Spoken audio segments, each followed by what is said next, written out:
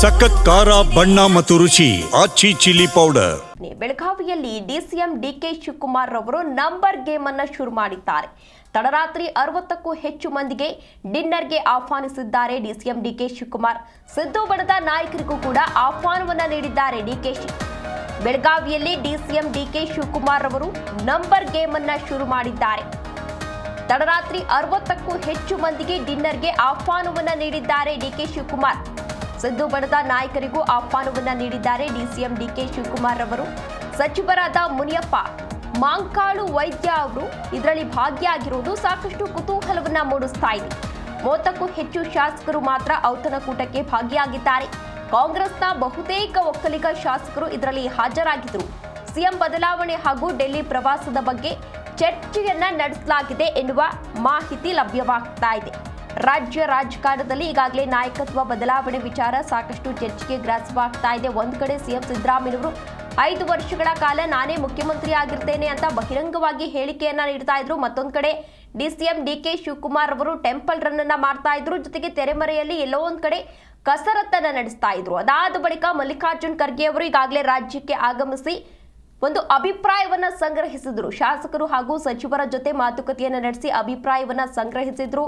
ಮತ್ತೆ ಸಿಎಂ ಸಿದ್ದರಾಮಯ್ಯನವರು ಈಗಾಗಲೇ ಮಲ್ಲಿಕಾರ್ಜುನ್ ಖರ್ಗೆ ಅವರನ್ನ ಭೇಟಿ ಮಾಡಿ ಹಲವಾರು ವಿಚಾರಗಳ ಬಗ್ಗೆ ಚರ್ಚೆಯನ್ನ ಮಾಡಿದ್ರು. ಅದಾದ ಬಳಿಕ ಸಿಎಂ ಸಿದ್ದರಾಮಯ್ಯನವರು ಎಲ್ಲೋ ಒಂದ್ ಕಡೆ ಹೈಕಮಾಂಡ್ ನಾಯಕರು ತೀರ್ಮಾನವನ್ನ ಕೈಗೊಂಡ್ರೆ ನಾವು ಅದಕ್ಕೆ ಬದ್ಧರಾಗಿರ್ತೇವೆ ಅಂತ ಹೇಳಿ ಸಿಎಂ ಸಿದ್ದರಾಮಯ್ಯನವರು, ಅಂದ್ರೆ ಈ ಹಿಂದೆ ಪದೇ ಪದೇ ನಾನೇ ಮುಂದುವರಿತೇನೆ ಅಂತ ಹೇಳ್ತಾ ಇದ್ದ ಸಿಎಂ ಸಿದ್ದರಾಮಯ್ಯನವರು ಮಲ್ಲಿಕಾರ್ಜುನ್ ಖರ್ಗೆ ಅವರನ್ನ ಭೇಟಿಯಾದ ನಂತರ ಹೈಕಮಾಂಡ್ ನಾಯಕರು ಏನೇ ತೀರ್ಮಾನವನ್ನ ಕೈಗೊಂಡ್ರು ನಾವು ಅದಕ್ಕೆ ಬದ್ಧರಾಗಿರ್ತೇವೆ ಅಂತ ಹೇಳ್ತಾ ಇದ್ದು.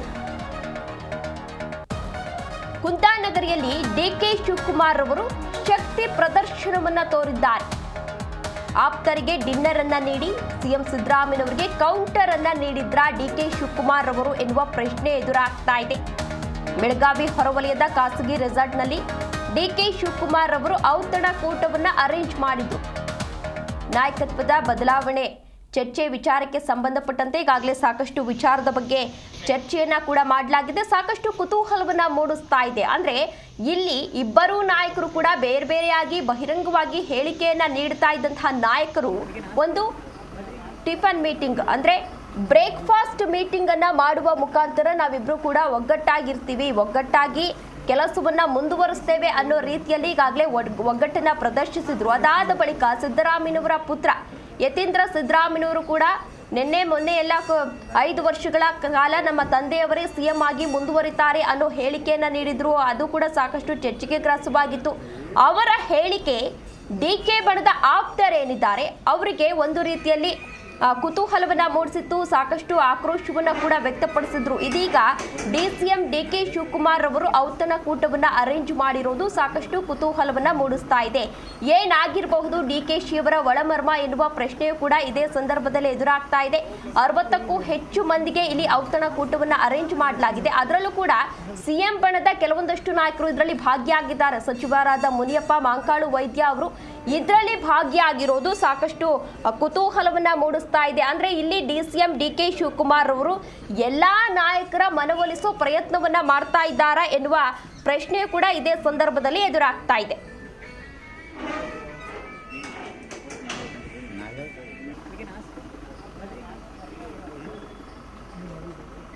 ಎಸ್, ಇದೇ ವಿಚಾರಕ್ಕೆ ಸಂಬಂಧಪಟ್ಟಂತೆ ಹೆಚ್ಚಿನ ಡೀಟೇಲ್ಸ್ ಅನ್ನ ನೀಡಲಿದ್ದಾರೆ ನಮ್ಮ ಪ್ರತಿನಿಧಿ ರಾಜಪ್ಪ. ಎಸ್ ರಾಜಪ್ಪ, ಈಗಾಗಲೇ ರಾಜ್ಯ ರಾಜಕೀಯದಲ್ಲಿ ಏನೇನು ಆಗ್ತಾ ಇದೆ ಅನ್ನೋದು ಗೊತ್ತೇ ಇದೆ. ಒಂದು ಕಡೆ ಸಿಎಂ ಸಿದ್ದರಾಮಯ್ಯ ಹಾಗೂ ಡಿಸಿಎಂ ಡಿಕೆ ಶಿವಕುಮಾರ್ ಇಬ್ಬರೂ ನಾಯಕರು ಕೂಡ ಈಗಾಗಲೇ ನಾವಿಬ್ರು ಒಗ್ಗಟ್ಟಾಗಿರ್ತೀವಿ ಅಂತ ಒಗ್ಗಟ್ಟನ್ನ ಪ್ರದರ್ಶಿಸಿದ್ದು. ಈಗ ಡಿಸಿಎಂ ಡಿಕೆ ಶಿವಕುಮಾರ್ ಅವರು ನಂಬರ್ ಗೇಮ್ ಅನ್ನ ಶುರು ಮಾಡಿದ್ದಾರೆ. ಏನಿದು ಡಿಕೆ ಒಳಮರ್ಮ? ತೇಜಸ್ವಿನಿ, ಡಿಸಿಎಂ ಡಿಕೆ ಶಿವಕುಮಾರ್ ನಿನ್ನೆ ಖಾಸಗಿ ರೆಸಾರ್ಟ್ನಲ್ಲಿ ಆ ಬೆಂಬಲಿತ ಶಾಸಕರಿಗೆ ಒಂದು ಔತಣಕೂಟವನ್ನು ಆಯೋಜನೆ ಮಾಡಿದರು. ಸುಮಾರು 25ರಿಂದ 30ಕ್ಕೂ ಹೆಚ್ಚು ಜನ ಶಾಸಕರು ಈ ಒಂದು ಸಭೆಯಲ್ಲಿ ಭಾಗವಹಿಸಿದರು. ಇದರಲ್ಲಿ ಬಹುತೇಕ ಭಾಗವಹಿಸಿದ್ದವರಲ್ಲಿ ಡಿ ಕೆ ಶಿವಕುಮಾರ್ ಬಣದ ಶಾಸಕರು ಅಂತ ಅನ್ನೋದು ಬೆಂಬಲಿತ ಶಾಸಕರು ಅಂತ ಮೊದಲನೇ ವಿಚಾರ. ಎರಡನೇ ವಿಚಾರ ಅಂತಂದರೆ ಸಚಿವರಂತ KH ಮುನಿಯಪ್ಪ ಮತ್ತು ಮಂಕಾಳ ಸುಬ್ಬವೈದ್ಯನೂ ಸಹ ಈ ಒಂದು ಸಭೆಯಲ್ಲಿ ಭಾಗವಹಿಸುವ ಮೂಲಕ ಮಹತ್ವದ ಸಂದೇಶವನ್ನು ಸಾರುವಂಥ ಕೆಲಸವನ್ನು ಮಾಡಿದ್ದಾರೆ. ವಿಚಿತ್ರ ಅಂತಂದರೆ ಬೆಳಗಾವಿ ಅಧಿವೇಶನ ಆರಂಭವಾದ ದಿನದಿಂದ ಮೊನ್ನೆ ಸತೀಶ್ ಜಾರಕಿಹೊಳಿ ಅವರು ಆ ವಾಲ್ಮೀಕಿ ಸಮುದಾಯದ ನಾಯಕರ ಶಾಸಕರ ಸಭೆಯನ್ನು ನಡೆಸಿದರು, ಮತ್ತು ಅದೇ ರೀತಿ ಪೀಠದ ಗುರುಗಳ ಸಭೆಯನ್ನು ಸಹ ನಡೆಸಿದರು. ಮುಂದಿನ ದಿನಗಳಲ್ಲಿ ರಾಜಕೀಯ ಬೆಳವಣಿಗೆ ಆದಂಥ ಸಂದರ್ಭದಲ್ಲಿ ಏನೆಲ್ಲ ನಾವು ನಿರ್ಣಯನ ಕೈಗೊಳ್ಳಬೇಕು, ಏನು ದಲಿತ ಮತ್ತು ST ಸಮುದಾಯಕ್ಕೆ ಸಚಿವ ಸ್ಥಾನ ಇರ್ಬೋದು, DCM ಸ್ಥಾನ ಇರ್ಬೋದು ಮತ್ತು CM ಸ್ಥಾನದ ಬಗ್ಗೆಯೂ ಸಹ ಒಂದಷ್ಟು ಅವರು ಒತ್ತಾಯವನ್ನು ಮಾಡಿದ್ದಾರೆ. ಇನ್ನು ಎರಡನೇದಾಗಿ ಅಲ್ಪಸಂಖ್ಯಾತ ಸಚಿವರು ಸಹ ಒಂದು ಸಭೆಯನ್ನು ನಡೆಸಿದ್ದಾರೆ. ಮುಖ್ಯಮಂತ್ರಿ ಸಿದ್ದರಾಮಯ್ಯ ಆಸಿಫ್ ಸೇಠ್ ಅವರ ಮನೆಗೆ ಮೊನ್ನೆ ಭೇಟಿ ನೀಡಿದ್ರು. ಆ ಸಂದರ್ಭದಲ್ಲಿ ಸಚಿವ ಅಂತ ಜಮೀರ್ ಅಹಮದ್ ಖಾನ್ ಇರ್ಬೋದು, UT ಖಾದರ್ ಇರ್ಬೋದು, ಅಥವಾ ರಹೀಂ ಖಾನ್ ಇರ್ಬೋದು ಸೇರಿದಂತೆ ಹಲವಾರು ಅಲ್ಪಸಂಖ್ಯಾತ ಸಮುದಾಯದ ನಾಯಕರು ಸಹ ಆಸಿಫ್ ಸೇಠ್ ಮನೆಯಲ್ಲಿ ಸಭೆಯನ್ನು ಸೇರಿ ಅಥವಾ ಔತಣ ಕೂಟವನ್ನು ಸೇರಿ ಆ ಸಂದರ್ಭದಲ್ಲಿ ಚರ್ಚಿಸುವಂಥ ಒಂದು ಕೆಲಸವನ್ನು ಮಾಡಿದ್ದಾರೆ.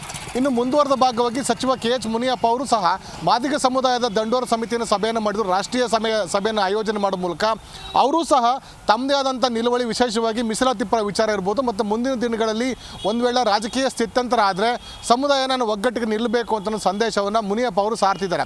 ಹೀಗಾಗಿ ಇದ್ರ ಜೊತೆಗೆ ಲಿಂಗಾಯತ ಶಾಸಕರು ಅಲ್ಲಲ್ಲಿ ಮಧ್ಯಾಹ್ನ ಸಂದರ್ಭದಲ್ಲೂ ಸಹ ವಿಧಾನಸಭೆ ಕಲಾಪ ಮುಂದೂಡಿದ ನಂತರ, ಭೋಜನ ವಿರಾಮಕ್ಕೆ ಮುಂದೂಡಿದ ನಂತರ ಅವರವರ ಕಚೇರಿಗಳಲ್ಲಿ ಎಂದು ಸಚಿವರ ಕಚೇರಿಗಳಲ್ಲಿ ಭೋಜನಕೂಟ ಆಯೋಜನೆ ಮಾಡಿ ಅಲ್ಲಿ ಚರ್ಚಿಸುವಂಥದ್ದು ಕೆಲಸವನ್ನು ಮಾಡ್ತಾರೆ.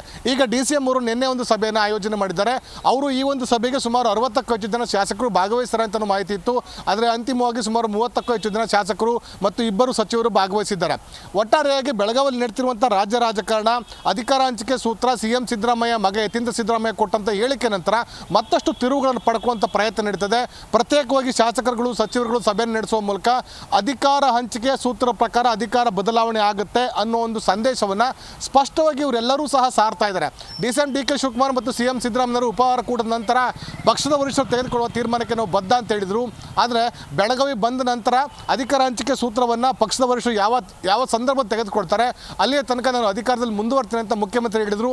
ಆದರೆ ಬೆಳಗಾವಿಯಲ್ಲಿ ನಡೆತಿರುವಂಥ ಬೆಳವಣಿಗೆ ನೋಡಿದರೆ ಈ ಒಂದು ಅಧಿವೇಶನದ ಬಳಿಕವೇ ಬಹುತೇಕ ಅಧಿಕಾರ ಹಸ್ತಾಂತರ ಪ್ರಕ್ರಿಯೆ ಚಾಲನೆ ಕೊಡುವಂಥ ಸಾಧ್ಯತೆ ಇದೆ ಅಂತ ಒಂದು ಸ್ಪಷ್ಟ ಸಂದೇಶಗಳನ್ನು ಆಯಾ ಪ್ರಮುಖ ಸಚಿವರುಗಳು, ಶಾಸಕರುಗಳು ಈ ರೀತಿ ಸಭೆಗಳು ಮಾಡುವ ಮೂಲಕ, ಔತಣಕೂಟ ಆಯೋಜನೆ ಮಾಡುವ ಮೂಲಕ ಸಂದೇಶ ರವಾನೆ ಮಾಡುವಂಥ ಕೆಲಸ ಮಾಡ್ತಿದ್ದಾರೆ. ಇಬ್ಬರು ನಾಯಕರು DCM CM ಇರ್ಬೋದು, ಇಬ್ಬರು ನಾಯಕರು ಉಪಹಾರ ಕೂಟದ ನಂತರ ಇಬ್ಬರು ಏನು ವಿಷಯ ಚರ್ಚಿಸಿದ್ದೇವೆ, ಪಕ್ಷದ ವರಿಷ್ಠರು ಯಾವೆಲ್ಲ ವಿಷಯಗಳಿಗೆ ನಮ್ಮ ಸಂದೇಶ ಕೊಟ್ಟಿದ್ರು, ನಾವು ಯಾವೆಲ್ಲ ವಿಷಯಗಳಲ್ಲಿ ಒಗ್ಗಟ್ಟಾಗಿದ್ದೇವೆ, ಯಾವ ವಿಷಯದಲ್ಲಿ ನಾವು ಒಡಂಬಡಿಕೆ ಬಂದಿದ್ದೇವೆ, ಮುಂದಿನ ತಿಂಗಳಲ್ಲಿ ಏನು ಮಾಡಬೇಕು ಅಂತ ಸಂದೇಶವನ್ನು ಶಾಸಕರಿಗೆ ಶಾಸಕಾಂಗ ಪಕ್ಷ ಸಭೆಯಲ್ಲಿ ನೀಡಬೇಕಾಯಿತು. ಆ ಒಂದು ಕೆಲಸವನ್ನು ಸಹ DCM ಆಗಲಿ CM ಆಗಿ ಮಾಡಿಲ್ಲ. ಇಲ್ಲಿ ಈ ಹಂತದಲ್ಲೇ ಇಬ್ಬರೂ ಸಹ ಯಾವುದೇ ವಿಷಯವನ್ನು ಶಾಸಕರಿಗೆ ತಿಳಿಸಿಲ್ಲ ಅಂತಂದರೆ ಮುಂದಿನ ದಿನಗಳಲ್ಲಿ ಈ ಪ್ರಕ್ರಿಯೆಗೆ ಚಾಲನೆ ಸಿಕ್ಕಿದೆ. ಹಾಗಾಗಿ ಇಬ್ಬರೂ ಸಹ ಯಾವುದೇ ಮಾತನ್ನು ಆಡ್ತಿಲ್ಲ ಅಂತನೋ ಅನುಮಾನಕ್ಕೆ ಶಾಸಕರು ಬಂದಂತಾಗಿದೆ. ಹೀಗಾಗಿ ವಿಧಾನಸಭೆಯ ಮೊಗಸಾಲಲ್ಲಿ ಕೂತ್ಕೊಂಡು ಚರ್ಚಿಸುವಂಥ ಕೆಲಸವನ್ನು ಮಾಡ್ತಾರೆ. ಹಾಗಾಗಿ ಈ ಒಂದು ಮಾಹಿತಿಗಳನ್ನು ಬೇರೆ ಬೇರೆ ಸ್ವರೂಪದಲ್ಲಿ ಪಡ್ಕೊಳ್ಳುವಂಥದ್ದು ಅಥವಾ ಇದರ ಸತ್ಯಾಸತ್ಯತೆಯ ಪರಿಶೀಲನೆ ಮಾಡುವಂಥ ಪ್ರಯತ್ನದ ಭಾಗವಾಗಿ ಅಲ್ಲಲ್ಲಿ ಸಭೆ ಸೇರುವಂಥದ್ದು, ಅಲ್ಲಲ್ಲಿ ಊಟ ಮಾಡುವಂಥದ್ದು ಅಥವಾ ಔತಣಕೂಟದಲ್ಲಿ ಭಾಗಿಯಾಗೋದು, ಆ ಮೂಲಕ ಮಾಹಿತಿಯನ್ನು ಸಂಗ್ರಹ ಮಾಡಿಕೊಂಡು ನಾವು ಯಾರ ಪರ ಇದ್ದೇವೆ, ಮುಂದಿನ ತಿಂಗಳಲ್ಲಿ ರಾಜಕೀಯ ಬೆಳವಣಿಗೆ ಏನಾಗ್ಬೋದು, ಆ ರಾಜಕೀಯ ಬೆಳವಣಿಗೆಯಿಂದ ನಮ್ಮ ಭವಿಷ್ಯ ಏನಾಗ್ಬೋದು, ರಾಜಕೀಯ ಭವಿಷ್ಯ ಏನಾಗ್ಬೋದು, ಆ ರಾಜಕೀಯ ಭವಿಷ್ಯನ ಯಾರನ್ನು ನಂಬಿದರೆ ನಮ್ಮ ರಾಜಕೀಯ ಭವಿಷ್ಯ ಉಜ್ವಲವಾಗಿರುತ್ತೆ ಅಂತನೋ ಚರ್ಚೆಗಳನ್ನು ನಡೆಸುವ ಮೂಲಕ ಆ ನಾಯಕರನ್ನು ಬೆಂಬಲಿಸುವಂಥ ಒಂದು ಕೆಲಸವನ್ನು ಮಾಡ್ತಿದ್ದಾರೆ. ಹಾಗಾಗಿ ಈಗ ನಡೀತಿರುವಂಥ ಇನ್ನು ಉಪಹಾರ ಕೂಟ ಇರ್ಬೋದು, ಭೋಜನ ಕೂಟ ಇರ್ಬೋದು, ಅದರ ಮುಂದುವರೆದ ಭಾಗ. ಹೀಗಾಗಿ ಬೆಳಗಾವಿ ರಾಜಕಾರಣ ದಿಕ್ಕುದಶೆಗಳನ್ನು ಯತೀಂದ್ರ ಸಿದ್ದರಾಮಯ್ಯ ಕೊಟ್ಟಂಥ ಒಂದು ಹೇಳಿಕೆ, ಅದಾದ ನಂತರ ಉಪಹಾರ ಕೂಟ, ಭೋಜನ ಕೂಟಗಳು, ಸಭೆಗಳು ಮತ್ತಷ್ಟು ತಿರುವುಗಳನ್ನು ಪಡ್ಕೊಳ್ಳುವಂಥ ಪ್ರಯತ್ನ ಮಾಡ್ತವೆ. ಹಾಗಾಗಿ ಮುಂದಿನ ವಾರಕ್ಕೆ ನಾಳೆ ದೆಹಲಿಗೆ ಬಹುತೇಕ ಎಲ್ಲ ನಾಯಕರು ತೆರಳ್ತಾ ಇದ್ದಾರೆ. ಈ ಒಂದು ರಾಮಲೀಲಾ ಮೈದಾನದಲ್ಲಿ ಮತಚೋರಿ ಪ್ರಕರಣದಲ್ಲಿ ಪ್ರತಿಭಟನೆ ನಡೆಸಲಿಕ್ಕೆ. ಆ ಸಂದರ್ಭದಲ್ಲಿ ಒಂದಷ್ಟು ಚರ್ಚೆಗಳಾಗುವಂಥ ಸಾಧ್ಯತೆ ಇದೆ. ಇದಾದ ನಂತರ ಮುಂದಿನ ವಾರ ವಿಧಾನಸಭೆ ಕಲಾಪ ಮುಕ್ತಾಯ ಆಗುತ್ತೆ. ಆ ಸಂದರ್ಭದಲ್ಲಿ ಮತ್ತಷ್ಟು ತಿರುವುಗಳು ಅಥವಾ ಮತ್ತಷ್ಟು ಬೆಳವಣಿಗೆ ಕಾರಣ ಆಗ್ಬೋದು. ಈ ಅಧಿಕಾರ ಹಸ್ತಾಂತರ ಸೂತ್ರದ ಒಂದು ಚರ್ಚೆ ಒಂದು ಅಂತಿಮ ಹಂತಕ್ಕೆ ತಲುಪುವಂಥ ಸಾಧ್ಯತೆ ಇದೆ. ತೇಜಸ್ವಿನಿ.